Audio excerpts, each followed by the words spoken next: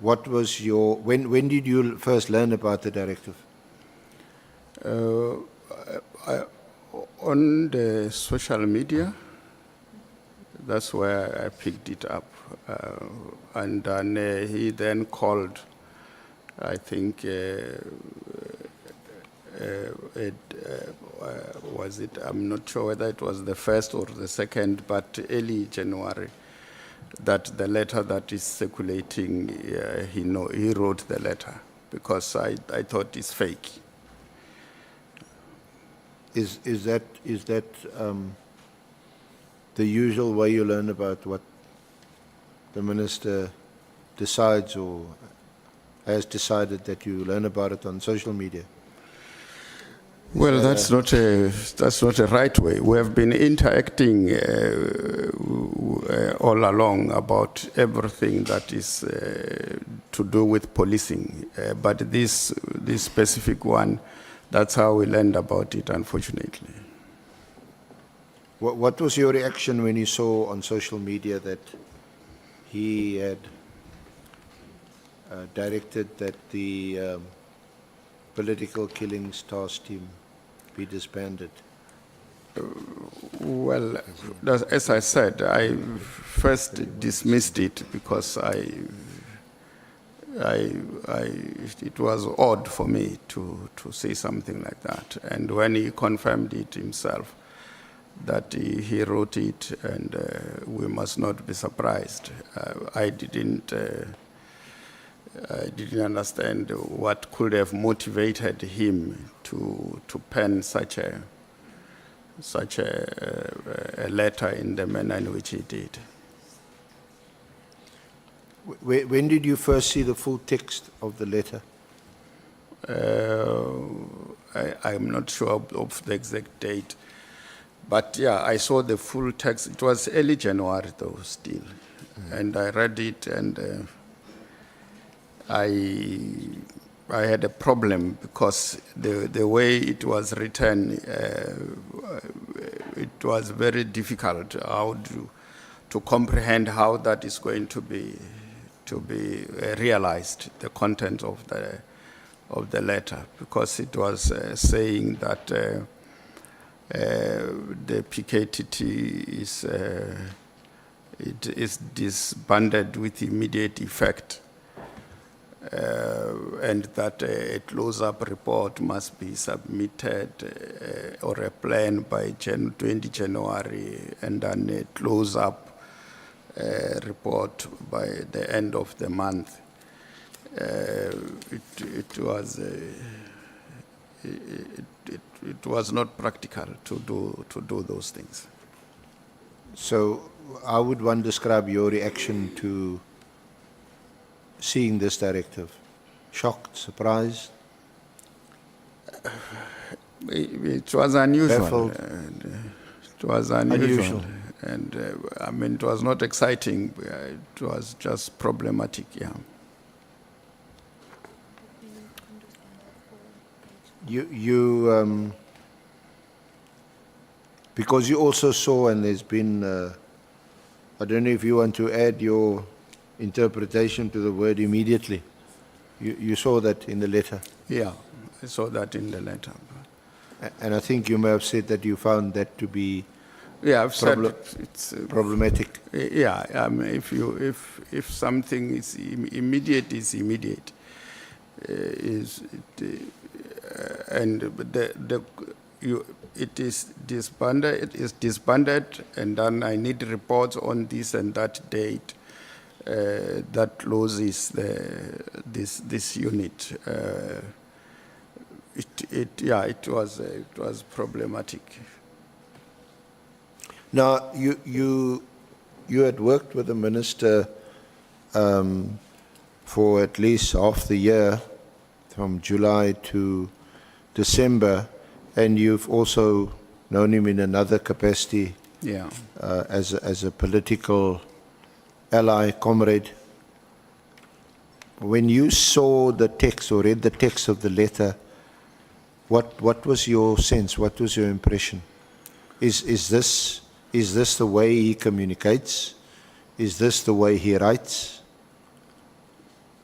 Look, it was very difficult to really put my thoughts together as to what was happening to him to craft the letter in the manner in which he did.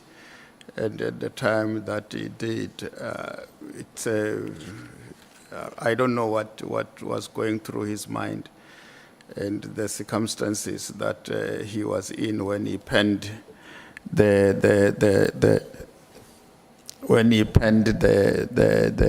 letter. It's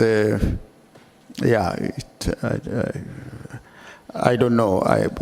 Of course, he has said so to you here that he was seated at home and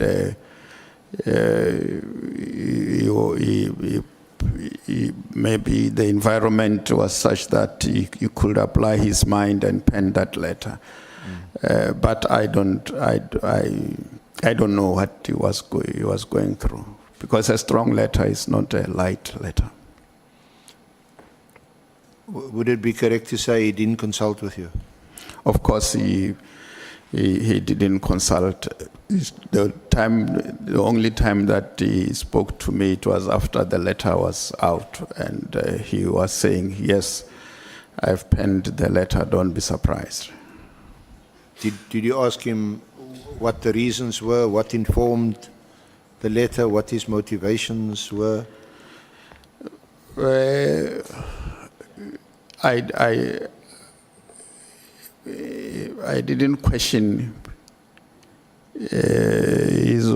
whether it's right for him to write a letter like that, because when an executive authority makes a decision and pens it down so that there's no misinterpretation of the decision,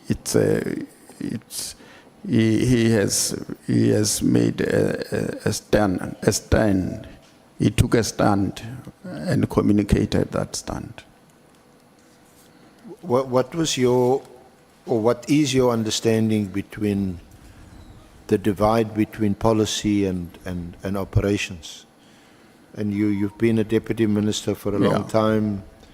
You're familiar with sections 206 and 207 of the Constitution. You're familiar with the provisions in the Police Act, which prescribes the role, the various roles of the minister, the national commissioner, divisional commissioners. This is a directive disbanding an operational unit task team within the police. Could the minister do that? The minister can communicate his views. Whether he's legally correct or wrong, I might not be able to interpret that, but he can communicate his directives in writing. And it's upon the recipient to receive and respond to that. And I think the National Commissioner responded in a manner that the immediate part of it was not operationalized. Because we are all aware that the committee, the task team is still there.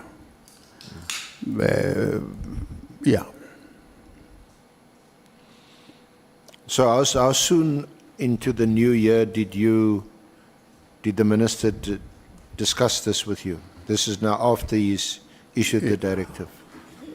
I might not recall the exact date, but I mean, when we met and discussed, we discussed this issue way beyond January.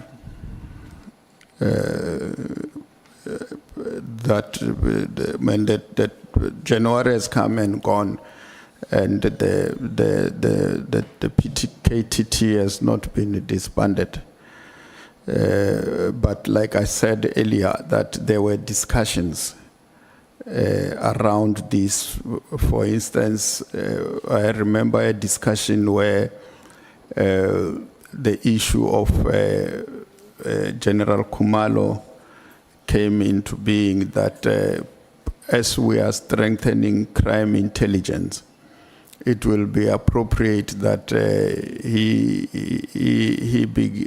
focus on crime intelligence, and probably the National Commissioner look at getting somebody who can full-time attend to the PKTT. Yeah, you do mention, and you'll see at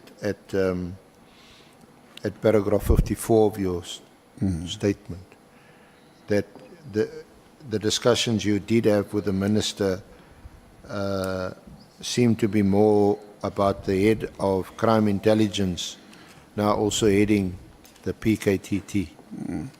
Yeah, because that was the case. Even now, because that decision has not been made, that is still the case. But one was of the view that if we were to be true to what we are saying, it will be appropriate that Lieutenant General Khumalo be allowed to pay special attention to crime intelligence, because he is responsible for that. And we get some senior officer, either a major general, to take up the responsibility of heading the political killing task team.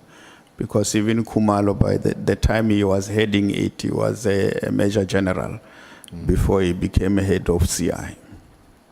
But there was never any talk of disbanding or disestablishing the task team.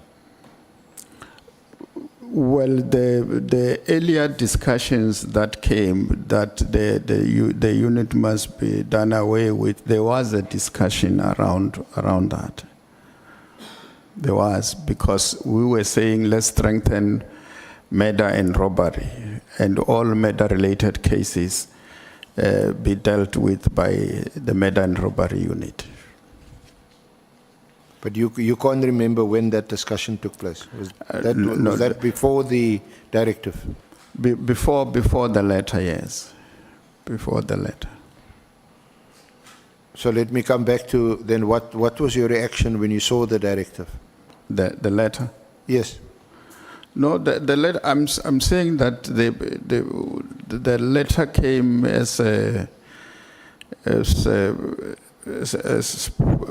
surprise to me, particularly the immediate disbandment of the unit and the dates that were set there. That to me was a problem, because the people who can be able to say we think we can close up this through this particular process are the operatives themselves out of an engagement. Were you aware of the fact that the people in charge of the operations of the PKTT, General Mchunu and Lieutenant General Khumalo, that they had not been consulted about the disestablishment of the task team? Well, because the discussions we were having with the National Commissioner for that decision to ultimately be implemented, it will necessarily need the engagement of all the role players. Did you discuss it with the President? No. Did the Minister tell you that he discussed it with the President? Well, he might have discussed with the President, because in our engagement we did say the Minister must take the President into confidence on the things that he intends to do. So he must discuss with the President. Whether he discussed with the President or not, I don't know, because I was not in attendance.